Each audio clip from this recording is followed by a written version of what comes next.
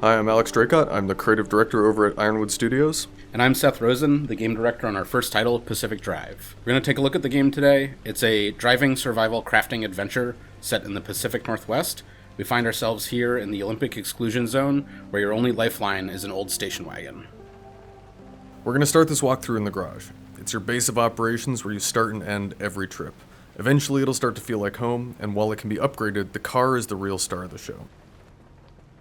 It's not just a vehicle, it's also the key to your survival. Each part has a purpose, and they can be swapped and upgraded. In the garage, everything is either for taking care of your car or for helping you prepare. Maintaining the integrity of your car is important. It's your shield against most dangers out there. For folks who take regular trips into the zone, you're going to need every bit of help you can get. Speaking of which, you've got to know where you're going before you leave the garage. On this map, you'll scout routes for your next trip. It gives a preview of what you'll be up against on the right side of the screen, and once you've decided on your destination, you can select it, and the scanner on the roof of the garage will highlight the roads that lead you there. It will also reveal some information about the roadside attractions that you'll pass by. Looks like it's time to get ready to go. First thing we want to do is top off our fuel. We can always grab some while we're out in the zone, but it's certainly safer to do while we're here in the garage. The next thing that you're going to want to do is check for missing doors and panels that may have been destroyed or misplaced on a previous trip in the zone. We're missing a door, so we're going to go ahead and craft a new one. Now that we've got the part in hand, the labor itself should be pretty quick. Oh, looks like something's up with our tire. Let's take a look and see what's going on. Looks like we got a flat. Since we're back at the garage, we're going to replace it with the spare that we've got on hand, but with the right tools, we could fix that puncture while we're on the road. Now that that's sorted, we also want to grab a scrapper, which we'll use to gather materials while we're out there. And one last status check before we get behind the wheel. Looks like our battery's a little bit low, and we don't know exactly how long we'll be out in the zone, so we should take care of that. So let's flip this switch and hit the road. If we do get caught with no charge remaining, the car will still start, but no headlights at night is a recipe for disaster. We could hang out in the garage and detail the car or research new upgrades, but what we really need right now is more crafting supplies. So instead, we're going to head out, explore some new areas, and scavenge for materials. Each time you exit a level, the route map appears and you'll pick the next stop on your road trip. Maybe you'll want to stick to your plan, or maybe the zone has changed your plans and you need to come up with a new one. Either way, it's your choice, but for now, let's stick with our original destination. As we roll into this junction, we're looking for any resources or buildings we can scavenge for supplies. We can check our surroundings with the map on the passenger seat to see if there are any points of interest or structures worth investigating, but not everything is on the map. It's important to keep your eyes peeled. We're currently in the damp forest, which is one of our biomes. Each is different with their own resources to gather and hazards you'll have to avoid.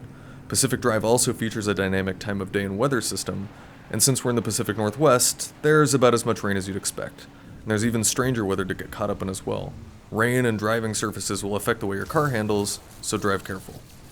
As we mentioned, this is a survival crafting game, but unlike most games in the genre, you're going to need man-made materials rather than natural to keep your car running. Your car is your lifeline. If you take care of it, it will take care of you. To do that, you're going to need to scrap abandoned vehicles for parts, pilfer deserted buildings, and craft higher tech tools to recover some of the more exotic things that you'll find in the zone. There is more in the peninsula than abandoned ruins and radiation. Watch your back for lurking pickpockets and tourists, and don't leave your car unattended. Abductors have been seen hurling entire vehicles off of cliffs. If you manage to scan any of these anomalies, you'll learn more about their background, and they'll show up on your map when you're planning your routes. But as a note, familiar and anticipated does not mean safe. Every time you visit a junction, certain aspects will be different. The zone causes all manner of things to get jumbled, like different anomalies infesting the area, as well as resources and buildings appearing in new places. Worse yet, large atmospheric shifts can form and pass nearby, bringing increased anomalous activity. It's generally a good idea to give these things a wide berth, but with the right gear, you might just be able to use it to your advantage.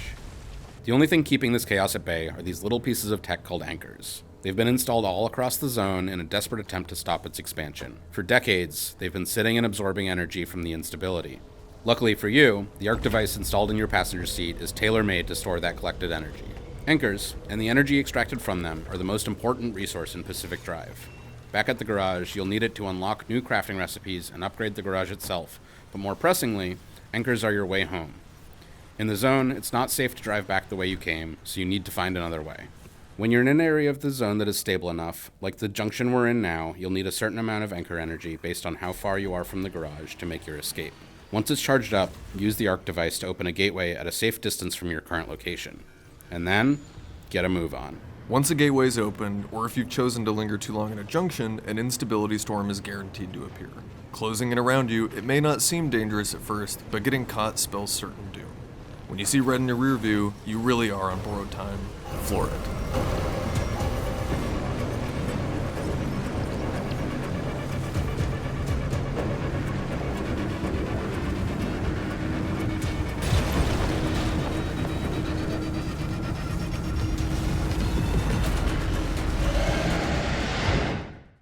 We made it back, and with a good haul of resources.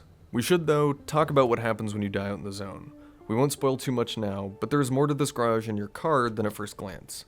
If you die, you'll still return to the garage, and the game continues, albeit with your ride in a worse state than when you started. The materials you gathered will also be forfeit. Don't worry though, there's a way to recover those resources, and if your car is in particularly rough shape, well, the zone's a bit strange and sometimes even helpful. There are a few things around the garage that can help you get back on your feet. Fortunately, we made it back with our car more or less intact, so we can head into the back room of the garage and spend our anchor energy. At the fabrication station, you can spend the anchor energy and materials you've gathered to print new crafting recipes that help you survive and explore the zone. For now, though, we're going to build something new. There's plenty to add to the garage, but certain stations can also be enhanced and improved. These garage upgrades have additional tiers that can unlock new parts to craft using zone materials, resulting in better, stranger equipment. When you play Pacific Drive, we want your relationship with your car to be a personal one, and one of the ways that we do this is with our quirk system. Over time, your car will develop more interesting characteristics. These quirks are randomly generated, but the types of behaviors your car develops will be familiar to anyone who's driven an old vehicle. Many of these are harmless, and some even helpful, but when they become more of a hindrance, it's time to get it fixed. Enter the Tinker Station. With it, you can try to diagnose the problem and how it's manifesting. If your analysis is correct, or even partially so, the station lets you know, and once a quirk has been identified, it can be fixed for a cost. You'll have to listen to your car to figure out what's wrong, but if you're struggling with the process, you can upgrade the station to make the diagnosis easier. The garage is always safe, a respite from the chaos of the zone. Unload your trunk, turn on some tunes, catch your breath, and take a moment to tend to your car and nurse it back to health. You'll be mighty glad you did the next time you're barreling down a hill, beset by anomalies, racing towards a gateway. All of the necessary repairs can be done by hand, and there are garage stations that can do some of the work for you. That said, you might be better off recycling an especially busted panel and then using some of the crafting materials that you get back to build yourself an upgraded part, or at least a fresh one. In Pacific Drive, everything can be installed in multiple places on the car. Maybe that means you put a saddlebag on the driver's side for easy access to spare tools, or maybe it means putting a nitro boost on the front bumper for when you need to back out of a sticky situation and do it fast. And it's not just functional and structural parts that can be customized when it comes to making the car your own. Paint all the panels and doors with whatever colors you collect down the zone, and if you find them, there are decal kits that can be applied as well. Beyond that, there are multiple other slots where you can install the various cosmetic trinkets and stickers you find while exploring, assuming you can successfully make it back with them in your trunk. With our car fully repaired and detailed, it's time for the next expedition. Our last trip was successful, so the route we took gets uploaded to the system and reveals new junctions to explore. But that won't be the only thing that's changed. The zone's instability will have randomized certain aspects of the map. So take stock, plan your destination, pack your car, and get back on the road. From Seth, myself, and everyone on the Pacific Drive team, thank you so much for checking out our gameplay summary. We hope you've learned a bit more about surviving out in the zone, and we can't wait to see you behind the wheel on February 22nd. Pre-order Pacific Drive now on PlayStation 5, Steam, and the Epic Game Store. Thanks for watching, and remember, the only way out is through.